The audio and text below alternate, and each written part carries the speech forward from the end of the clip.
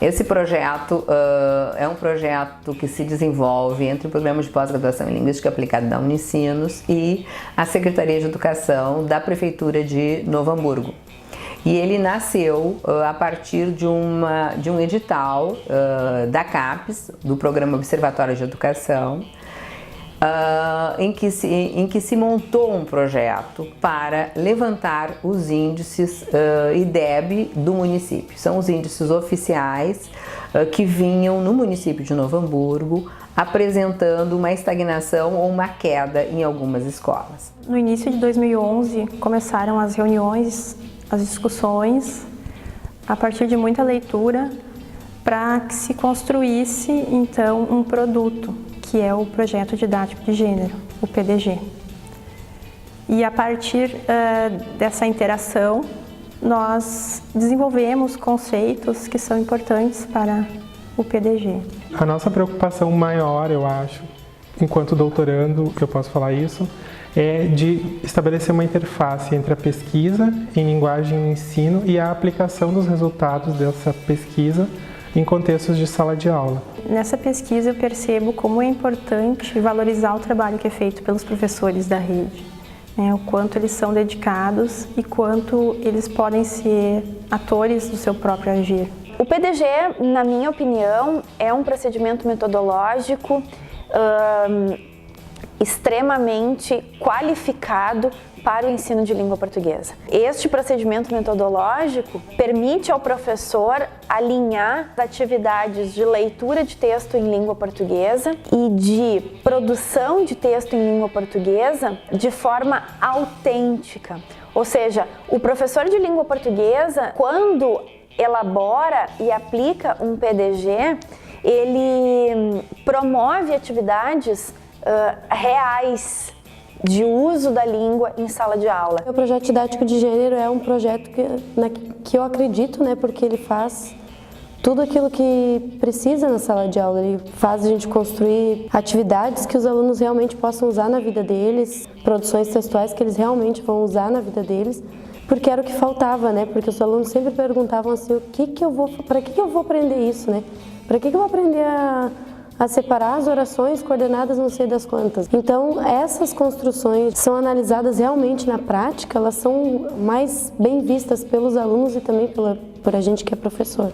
Foi em 2012 que eu apliquei um projeto didático de gênero. Na época eu tinha uma turma de terceiro ano, séries iniciais do ensino fundamental. Nós teríamos que fazer um texto argumentativo na época. E a partir daí eu não consigo mais trabalhar dentro das minhas aulas de língua portuguesa a não ser com PDG. Eu já digo assim que eu estou viciada, não consigo mais planejar as aulas que não seja através de um projeto didático de gênero. Uma das alunas disse assim, pá, professora, agora eu estou entendendo para que eu estou aprendendo português. E aí eu fiquei muito feliz, eu gravei aquela fala dela porque isso é muito bom de ouvir. Porque daí tu sabe que está dando certo. E até tem um exemplo muito interessante de uma professora que foi ao supermercado e uma outra professora que foi ao supermercado e de repente um menino do supermercado a chamou e ela olhou para ele e disse, professora, a senhora não está me conhecendo? Ela disse, sim, claro, tu és o fulano. Ele disse, pois é, professora, eu estou aqui por causa da senhora, porque a senhora me ensinou a fazer currículo vitae. E eu mandei o meu currículo e fui aprovado. Quer dizer, na verdade, esse tipo de trabalho, ele gera, além, não é só o índice IDEB, né? E o município aumentou o índice IDEB, isso é extremamente importante, mas há todo um envolvimento da relação do aluno que entende a aula de língua portuguesa como um instrumento para a sua vida. O exemplo deste último PDG, que foi dos relatórios, eles não viam a hora de chegar o momento deles terem aquelas fotos que eles tiraram junto com os alunos de fotografia da Unicinos, né? Porque aquilo ali foi o máximo, a universidade estava junto com eles também, né? Eles não estavam sozinhos fazendo um texto.